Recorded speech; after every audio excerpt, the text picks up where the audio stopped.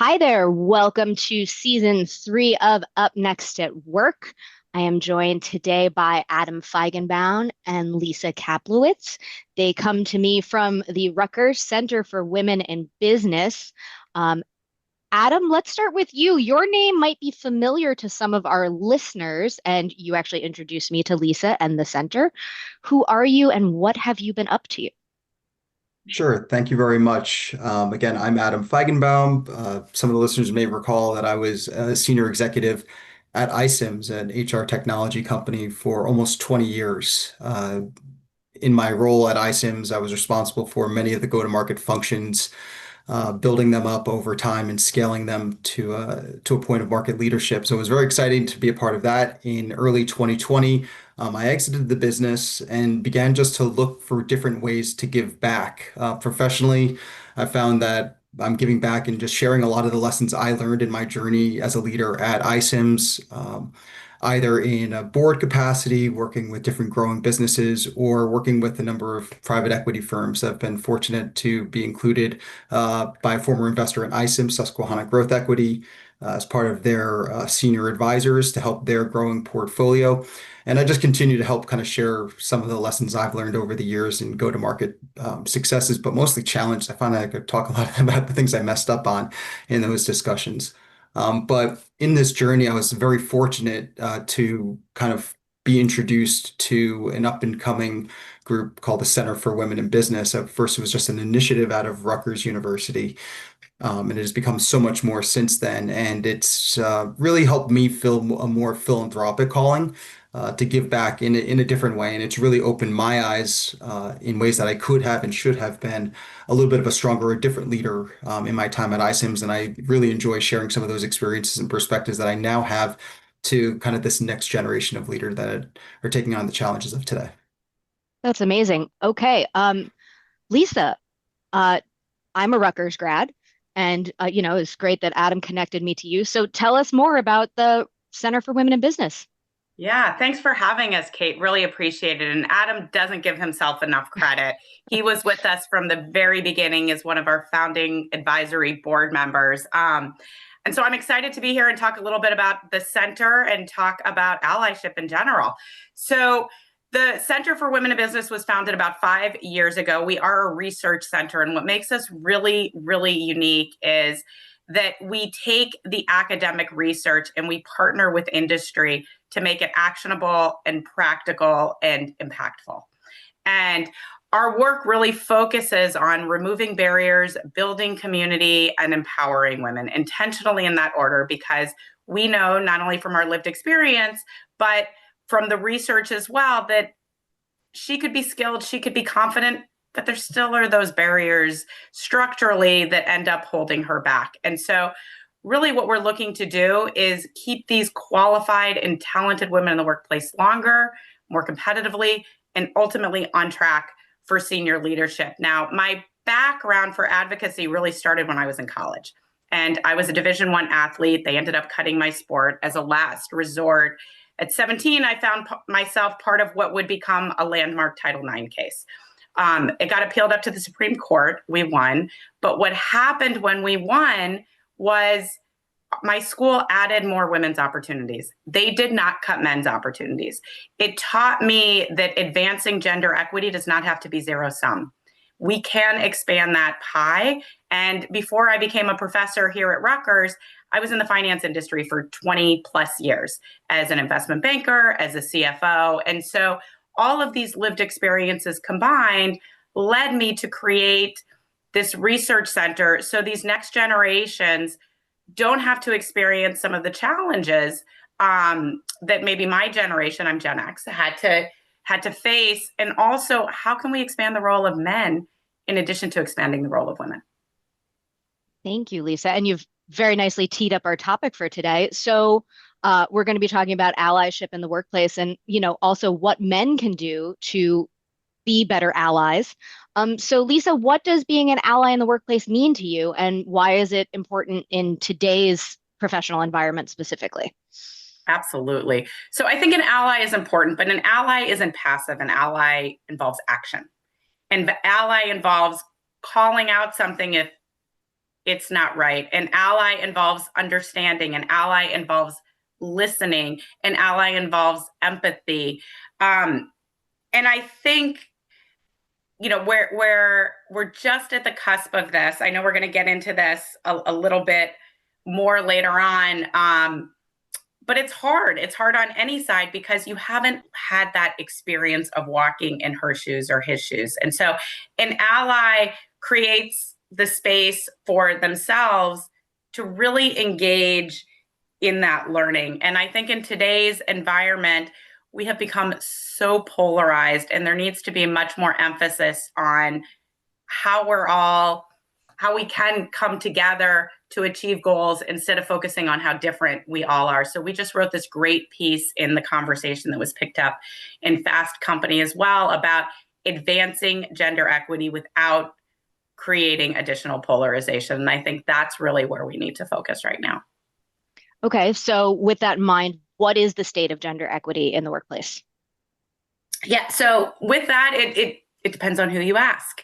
And that's one of the key tenets of this is acknowledging different perspectives. And from where we are and how we experience the world, we're going to approach problems differently, which is the beauty of diversity and diverse thought, because we will come together and look at things differently to ultimately come to the best solution. And so when we talk about different perspectives when it comes to gender equity, men might be thinking that, oh my gosh, we're moving too quickly and I'm losing something.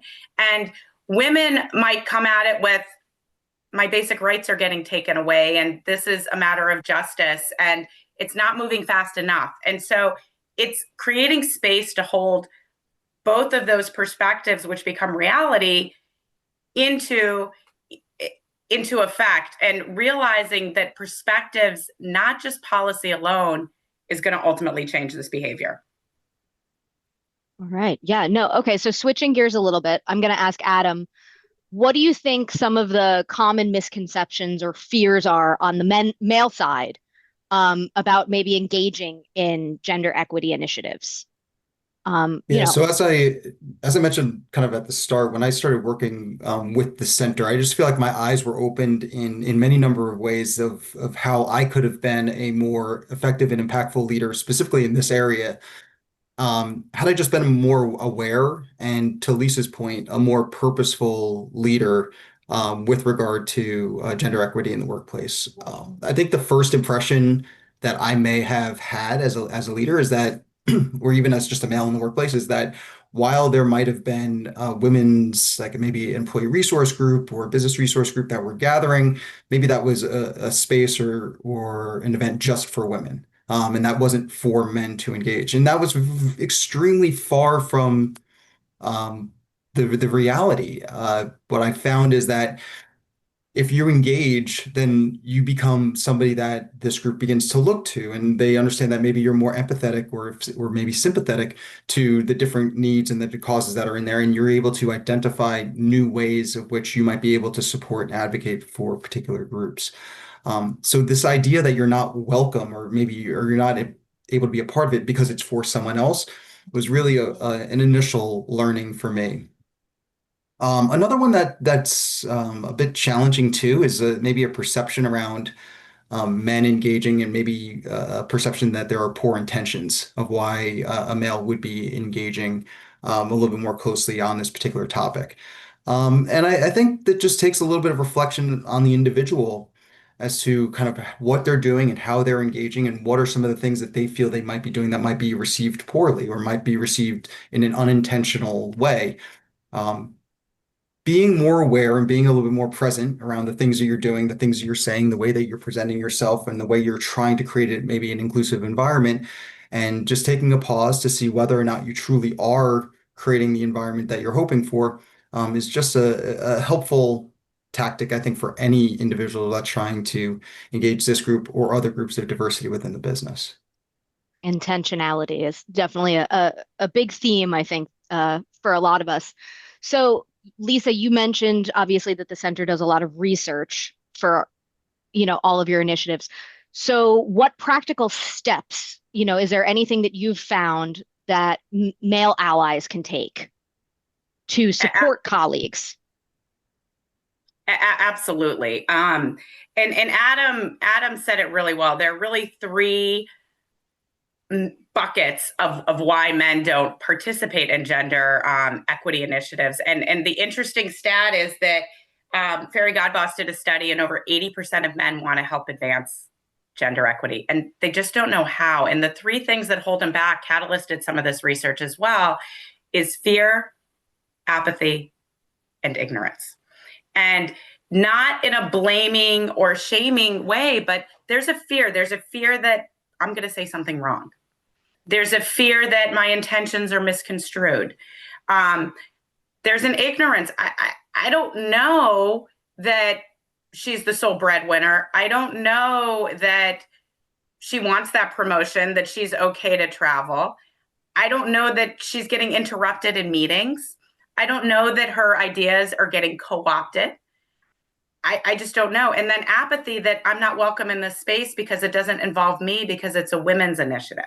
So those are some of the main reasons that men don't end up getting involved. And the easiest way for men to get involved is to invite them in, to make them feel. We talk about inclusion and belonging all the time. Well, that works on all sides. Invite men in. We found one of the most effective ways for men to get engaged and really making the workplace work for everyone is invite them. Bring a +1 to the next employee resource group meeting. Invite them into the conversation. And then I think for men, one of the biggest, easiest ways that men can be an ally is to ask, not assume. So my dad taught me when I was younger what happens when you assume. That is probably not appropriate for a podcast. And again, she might be the primary breadwinner. She might be she might not want to stay home with the kids. She might not have kids. And so there are a lot of assumptions made about women. A lot of them involve childcare, but the intent that women have with their careers, the purpose that women find and value in their careers. And you can't make those assumptions. And then there's a financial penalty that ends up resulting from some of those assumptions that get made. And you're also losing key talent if you're assuming that 50% of the workforce doesn't want to stay engaged and contribute. And so my biggest advice is to ask, not assume. Ask about her experiences. And then, that we're going to talk about it, I think, a little bit. There are a whole bunch of little things that men can do. It's not one grandiose action. But when you're in a meeting and you notice she's silent, ask her opinion. Invite her into the conversation. Women are conditioned, unfortunately, to need that sometimes, not all the time, but conditioned to be silent unless you're being called upon. So call her in. Or women's voices tend to be somewhat quieter. So it's harder for her to interrupt. So again, ask her opinion. Re-emphasize the point that she makes when it's a really great point. Don't take that point for yourself. And so there are a whole bunch of little things. Ask her what she wants out of her career that are kind of easy to do that we just don't think about and don't take a lot of time. Adam, does this sound like the things you would have gone back maybe and changed? You had alluded to that you would have been a different leader. There's a definite point that I wanted to share related to having the confidence to invite a male into that space, into that conversation, because that's exactly how I became involved with the Center for Women in Business.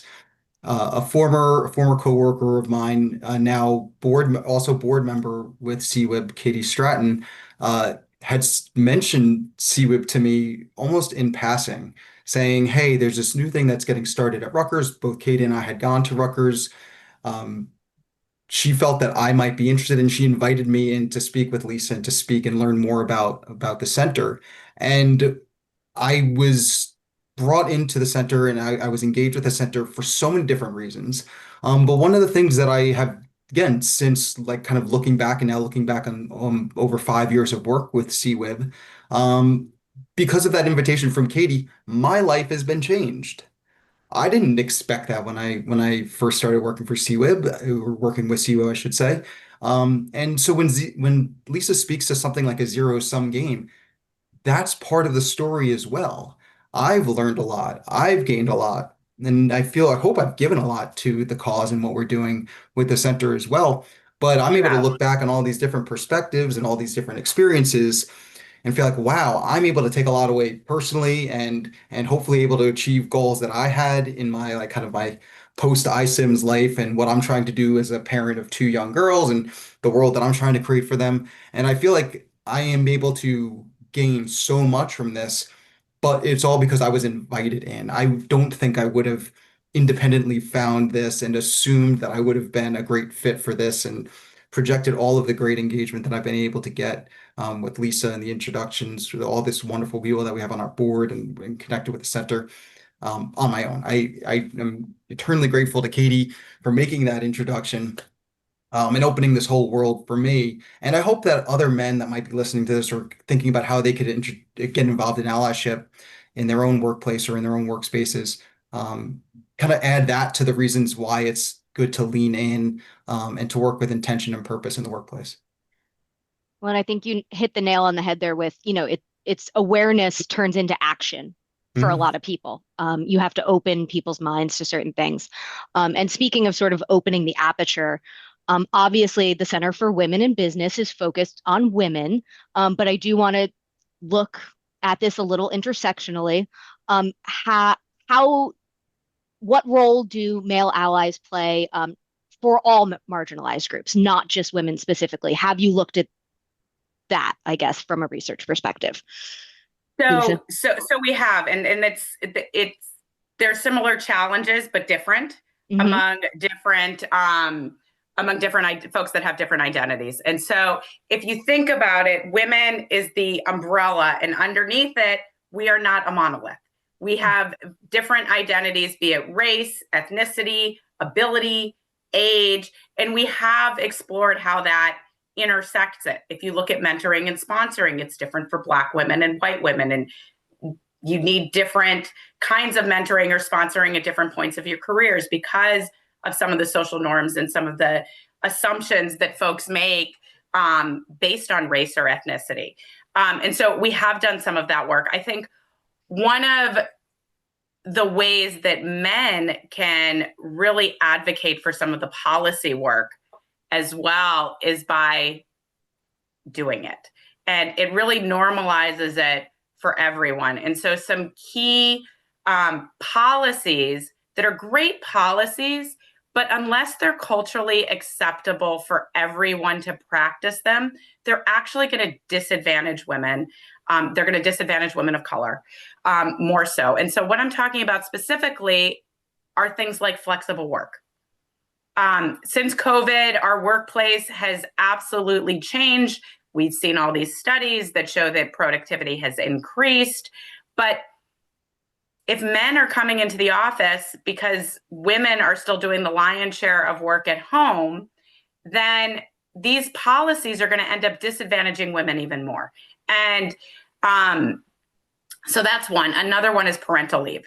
Studies have shown time and time again that when dads are more involved in their kids' lives, especially early on, it improves the overall outcome for those children when they become adults and improves their partnership with their partner or their spouse. And so many key learnings associated with that. And so when you leave the office to pick up the kid, you have to leave loudly. I'm going because my child is sick. I'm going because I am going to go to the game, or I'm coaching the game, or I'm going to the recital. And to leave loudly, to normalize that behavior is so important. Just one quick example, Melinda Gates, I think she wrote it in her book, The Power of Lift. When she was married to Bill, he wanted the kids to go to private school. And she said, okay, well, that's fine. But it's far. And so if the kids are going to go to this new school, you've got to do drop off twice a week. And he said, okay. And so what happened is she started hearing from these other moms, and she started seeing all these other dads do drop off. And she talked to the moms and she said, wow, isn't this great? And the mom said, wow, I said, if Bill Gates has time to drop off his kids, don't tell me you're too busy at work to drop off your own kids. So again, it's that role modeling of behavior that is so critical in the workplace to normalize it for everyone. And by doing that and being involved more in your family and your life outside of work helps men. It really helps men as much as it helps women. Absolutely. And it's funny about that anecdote is I'm going back to the Bill Gates documentary, and he talked about in the early days of building Microsoft when he didn't want to stop coding, he would dip his hands in Tang and lick the Tang off because he didn't want to take the time to eat. So the fact that his wife got him to go do drop off is very impressive. And the fact that it influenced other parents to do that, also impressive. So how does male allyship intersect with other aspects of diversity? I think we covered some of that already. Do you have any other thoughts before we move on to the next question I have? I mean, I'd love just to kind of jump in here a little bit as Sure. well, because again, what I've learned is that a lot of the actions that we're speaking about, the things that individuals can do, what businesses can do, it's not like it's not one race, it's not one gender, it's not anything that's like specific. These are things that could apply to any of that. And if a male wants to be involved in something more, if a female wants to be involved in something more, however you want to describe yourself, if you want to be involved more, if it's something that's genuine to you, there are ways for you to lean in. And what I have found personally is that there have been times, as Lisa noted, like if I'm invited in and I feel comfortable engaging and it's something that I believe in, or if I have a personal passion towards or a personal interest towards, it's much easier to go in and invest yourself more into that.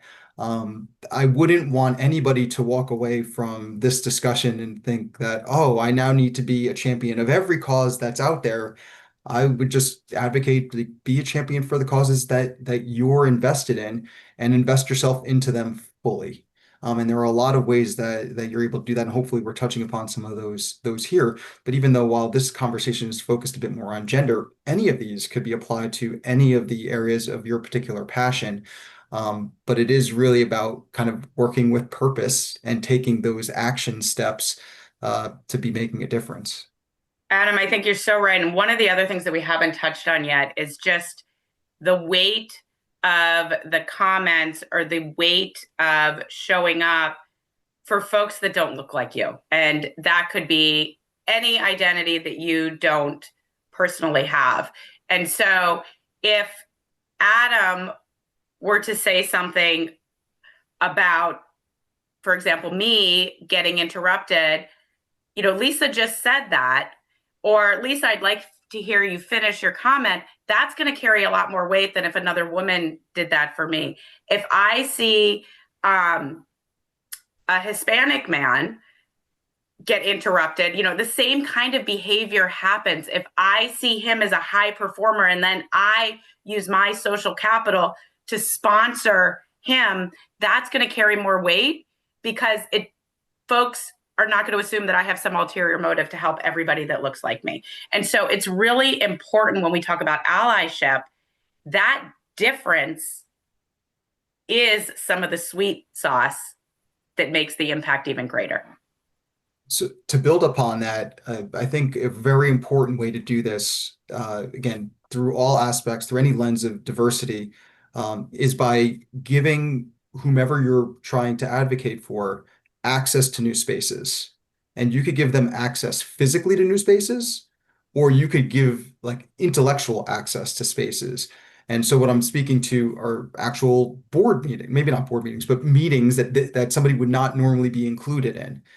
Give them insight as you're prepping for that board meeting. After you leave that meeting, give them some ideas like what happened, how the conversation went, what worked well, what didn't work well. You're giving them some almost like an intellectual access to that space.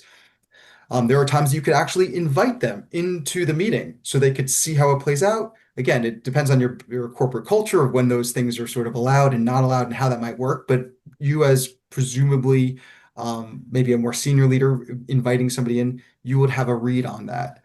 Another way to do it is while somebody is not in the room, include them, name them, praise them in those circles.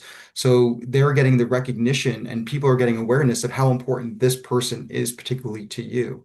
And I think it's something that people generally do naturally. But it is important that if you don't, maybe you're not inclined to do that, or maybe you're not feel like you're doing it naturally, make sure you're purposeful in building it into your presentations and your talking points of that you want to touch upon these key people that have been huge stakeholders for you. And again, while we're speaking about women in this particular conversation, it could extend to any part of diversity. It extends to your entire workforce, because as a white male, I enjoyed getting recognition in the workplace too. So it's not limited to just these groups, but you should be purposeful about those folks that you are including, and being aware that not everybody has the same relationships as you have, or maybe the same access to different leaders that maybe some of your subordinates may have. And this is a great way to give them a little bit of spotlight and hopefully open a door for them in the future. I think that's a really important message right now, also, as we've moved to this more hybrid workplace also, because, we're not always face to face. People aren't always included on every meeting. I know culture is not quite what it used to be when we were all in physical offices too. So it has become a little more challenging now that, spaces are different. So allyship and sponsorship and mentorship have taken different forms also. And on that note, how can organizations create spaces for men or women or anyone to learn and grow as allies, in this new era, without fear of judgment or backlash? Yeah, I think there are a couple things. I think one, employee resource groups and business resource groups have been doing a really great job of evolving and including and allies, and having an executive sponsor that is a different identity than the overall group. And I think that's really important. I think the other thing, we've created this incredible program. It's research based, called GAME, Generating Allyship in Male Executives. And what we do is we create a space to go through some of the biggest fears that men have, to, again, have them gain an understanding. So that also helps their career, right? And increases productivity, the bottom line at companies, et cetera. So, things like, how do we build high performing diverse teams, which has always been about merit. It's never been about hiring somebody just because of the way they look or the color of their skin. It's making sure that we're casting a wide enough net to have the best talent that we can, because studies show that our networks look a lot like us. And we don't want to have that group think. We talk about how to give feedback to women, because there's a lot of fear on giving feedback because of perceived backlash. But if you don't give feedback, then she's not going to get better. If she's not going to get better, she's not going to get promoted. She's not going to get promoted, she's going to end up leaving. And so what happens is then we end up with more insular group think, and we're not going to be able to achieve the financial results we want, because our team's going to end up being more homogenous. We talk about mentoring and sponsoring women. And then we talk about creating cultures of allyship, and ultimately allyship outside the office. So I am a wife of a husband and a mom of 2 teenage boys. And I really do think that we need to normalize the sharing of all of the housework and childcare in the home. And without that, it's just going to take that much longer to get equality in the workforce. So those are some of the things that we talk about. I think creating those spaces, those opportunities to be brave, to have conversations across genders. And I want to be careful too, that we're not just talking binary, because gender is spectrum. It is a continuum, and really to include all voices and all perspectives. Absolutely. Something that I think back to my ISIMS days, and I really think back on very fondly, was that we were very aware of the job competencies, the skills that somebody needed to do a specific job within our business.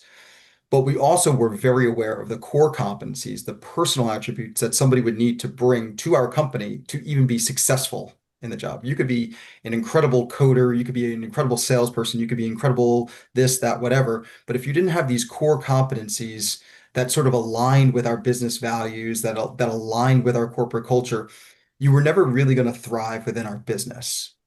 your bottom line results might be there or close to there, but you're never really going to thrive. And one of the things that we did was on a quarterly basis, we recognized um, above and beyond performers in the area of the core competencies. For this to be a genuine, real thing, your executive leadership team needs to align on core competencies, and they also need to demonstrate them. And that's something that is sometimes hard to do because a lot of these things look good on a website, might look good on an onboarding sort of slick as somebody's getting hired into a business, but walking the walk can be a very challenging thing. So if it is something that is genuine to your business and genuine to your leadership team, a way to kind of really build out these personal attributes and these personal qualities is by recognizing them. And in our normal recognition patterns within business, we're looking at your performance within a job. Did you reach your quota? Did you deliver this? Did you deliver whatever output the role is looking for? And did you do it with quality? This is a different tilt on that to say that there is something personal that each person is bringing in. And I believe that this does help create um, that empty space or recreate that space, Kate, that you had mentioned that you don't have in a physical office where you know you could just walk down the hall and there's that one reliable person you could ask this and you know that they'll do it and you know that they'll do it well. Um, in more of a virtual world, this is a way to recognize those folks in the ways that they're doing this in ways that you can't necessarily go out and just walk over to their desk and say thank you to them. And doing it in more public ways is definitely a valuable way that people feel good about, and it shows the rest of the business what good looks like. So beyond recognition, though, which is a fabulous idea, how can leaders model allyship? Lisa, Adam? Yeah, I mean, I think we touched on some of this before. It's by setting the example, by not requiring the greedy worker, the ideal worker, right, that is in the office or is supposed to be on, online 24/7, because everybody has other responsibilities outside of work. We actually did some research on caregivers, and we identified 18 skills that caregivers acquire that are transferable into the workplace, that increase productivity, increase humanity, increase cognitivity. So directly improve the culture of the organization, lead to increased retention, and ultimately improve the bottom line. I'm a finance professor, so I still care about the numbers. And so it's modeling, I think, what Adam said is the core competencies, which relate back to the core values of the organization. As we rely more and more on technology, those technical skills are going to be able to be done by, some non-human source. And so what we're going to need to really have companies thrive is what I call the managerial skills, because they're not soft, they're actually really hard. The empathy, the understanding, the collaboration, that's what's going to really differentiate companies for them to be leaders in the industry. Durable skills. Oh, I like that one. Durable skills is how soft skills are being reframed. It's not technically a new term, but it's how soft skills have been reframed, we'll say, because to your point, they're not soft. They are very, very difficult. So obviously, If I could just hop in, add one more please. thing, I'm sorry. Yeah. Again, just a personal story on this, Mm-hmm. and I don't want to oversimplify it, but for leaders that want to demonstrate the kind of the model behaviors, it starts with showing up. And I recall that there was an ERG that was building at iCIMS in just maybe a few months before I was ultimately leaving the business. It was for persons of color within the company, and the person that was leading it had invited me to attend. I didn't have like a job to attend. Just he's like, oh hey, we're doing this at this time. It'd be great if you came. There was a meeting with the executive team at that time. And I remember I was sitting in that meeting and I'm like, this is like one of those meetings I definitely just didn't need to be in at that Could have point been in an time. email. It could have been an email or it could have been a meeting with other people. I did not need to be in there, but I'm sitting in here in this meeting and whatnot. And I didn't go to that kickoff for that new group.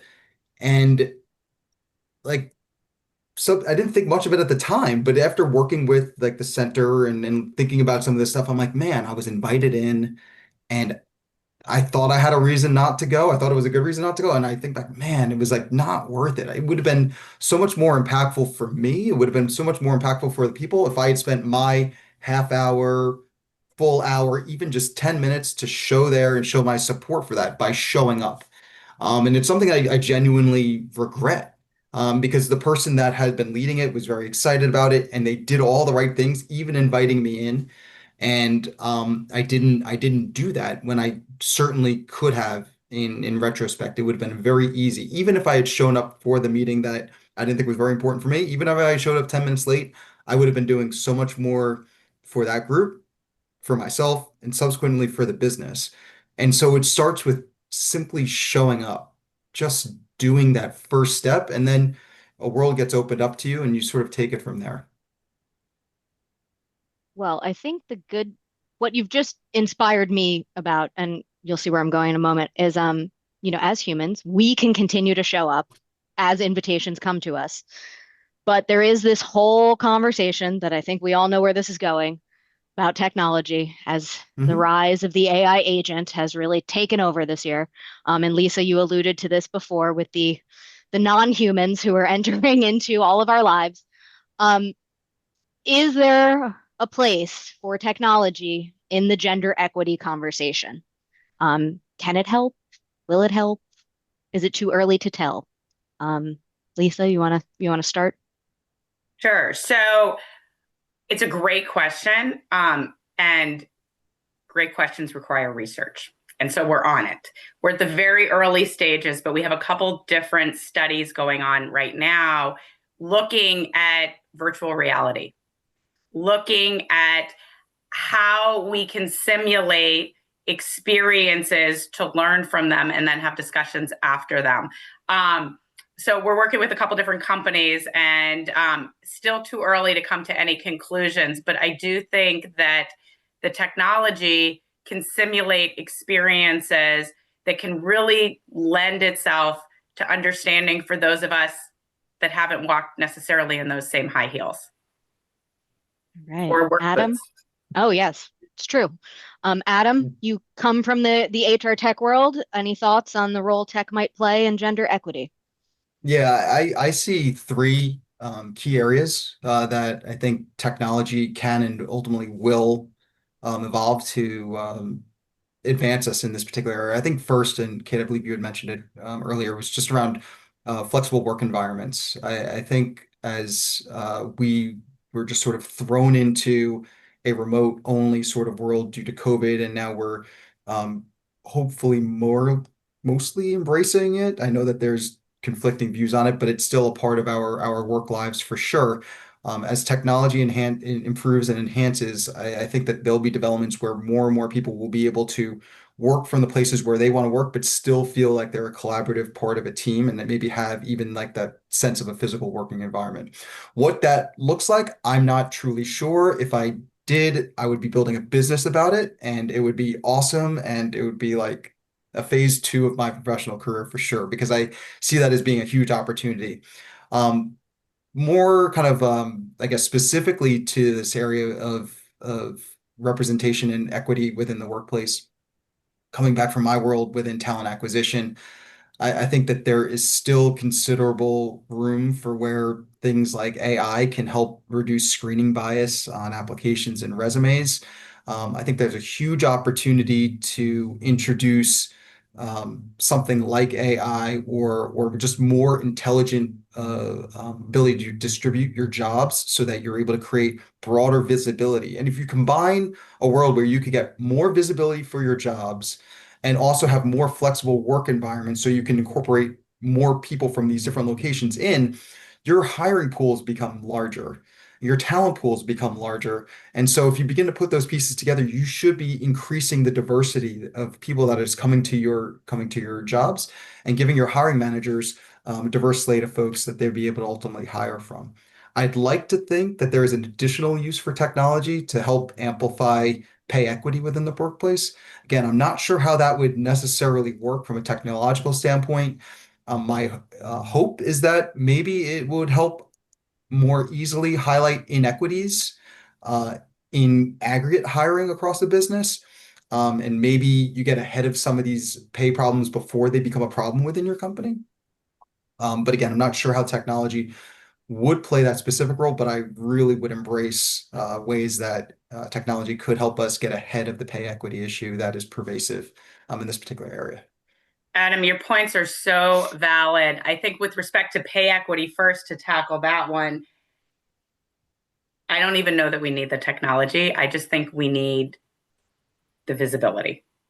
And I think that that's the first step, is to want to know the information. And absolutely, the technology could help bridge that gap if we're willing to look at the information, and some companies are, which is really incredible. You know, you also just reminded me of a project we worked on with another company that we made a bunch of recommendations on, because they noticed there was a pipeline issue with women at the mid-level range, and it was across different geographies. And when we mapped it all out, the learning that they took away was they used an AI tool to identify the skills within different job families that could be transferable without people necessarily having to move. And so that is a great use for it. And there are tools out there from a hiring standpoint, and not just in expanding the talent pool, but also in the job descriptions. And you can run your job recs through these tools to see, okay, what's really required versus a nice to have, and how are we wording this so it is more appealing to a broader set of folks. And those tools do exist, which is amazing. And of course, from a legislative perspective, the great state of New Jersey, as of June 1, does require pay transparency for all organizations with more than 10 employees, I believe. But that is a hyper local reference, and this is a global audience, so I'll save that. Last question before we wrap things up. What resources or programs would you recommend for anyone who's interested in becoming a better ally? Lisa? Yeah, I mean, look, I think a lot of the work that we do is really helpful from an educational standpoint. We have programming all the time that's open to everybody. I think programs like our game generating allyship in male executives create that space to be brave for men. And I think it's just asking to come in. Just like we said, women feel like they need the invitation, men feel like they need the invitation to go to that employee resource group. You have the visibility probably on your corporate intranet site. Find out when the next one is, and just, as Adam said, show up. I think that's the easiest, simplest way we could do it. I do want to highlight colleagues of mine who have an incredible book called Good Guys, David Smith and Brad Johnson. And that's an easy, great read to just start to understand what are some of the little things that we can do. Amazing. I would Adam? just echo those points. I would echo those points precisely. Lisa had mentioned the statistic that 80% of men want to be involved and begin, but they don't know where to start. And the 2 points that Lisa particularly referenced with showing up, being a part, just joining a women's ERG within your business, joining a meeting like that. If you want to do something specifically with the Center for Women in Business, looking into GAME, it's an incredible program. I've had business colleagues that have been a part of it. I've had personal friends that have joined, and they've said exceedingly great things about this, where it's been, as Lisa described, that kind of free space to share these ideas, to be a little bit vulnerable, to share kind of things that are on your mind on the topic, and figure out how you can begin really to get started. But if you're genuinely interested in getting started, those are two incredible ways. And I've also read the book that Lisa had referenced, and couldn't speak more highly about it as well. Certainly advocate for that. But for those that may not be as reading inclined, go to the meeting and learn a little bit more about GAME. I think those are two wonderful ways to get started. And listen to Adam. He just modeled exactly what we're talking about amplifying the points that were just made. Perfect. We brought it right back around. Thank you both so much. Please tell everybody where they can find you. Lisa.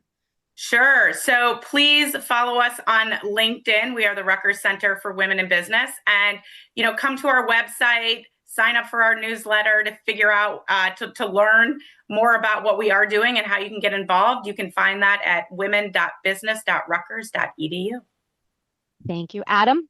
And for me, the best place is LinkedIn, Adam Feigenbaum at LinkedIn. It's always great to kind of reconnect with old colleagues and talk about some of the old stories from the space. But also, if there's kind of new discussions to be had from the discussion that we've had here, I would love to kind of pick those up and hopefully help in any way that I can. Amazing. Thank you both so much. I'm Kate Achille. Stay tuned for the next episode of What's Up Next at Work.